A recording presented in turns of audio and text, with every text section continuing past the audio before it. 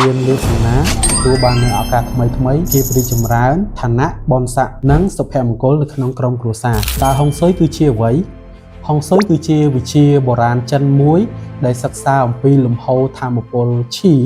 ដែលនៅជុំវិញខ្លួនយើងដូចជាអគារការិយាល័យក្រុមហ៊ុនផ្ទះសម្បែងរបស់យើងលក្ខណៈដើម្បីជួយជ្រោមជ្រែងថាមពលជីវិតរបស់យើងឲ្យទទួលបាននៃលាភសំណាងទទួលបាននៃសុខភាពល្អ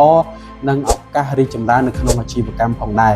ហ្វុងមានន័យថាខ្យល់ស៊ុយមានន័យថាទឹកអញ្ចឹងពីរនឹងបូកចូលគ្នាបង្កើតទៅជាលំហូរនៃថាមពលឈីហើយក្បួនហុងស៊ុយក៏បែងចែកជាពីរប្រភេទមានយិនហ្វុងស៊ុយនិងយ៉ាងហ្វុងស៊ុយចំពោះយិនហ្វុងស៊ុយគឺផ្ដោតទៅលើរបស់ដែលគ្មានចលនាដែល active ដូចជា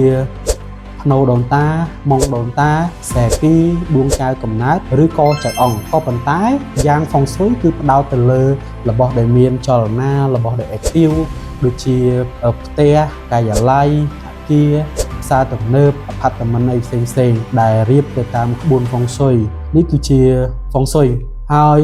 ហ្វុងស៊ុយគឺ follow ទៅតាមច្បាប់ធាតុទាំង5គឺមានធាតុឈើធាតុភ្លើងធាតុដីធាតុមាសនិងធាតុទឹកហ្វុងស៊ុយគឺអាចសំដៅទៅដល់ទិសដៅនៅលំហអគារហើយ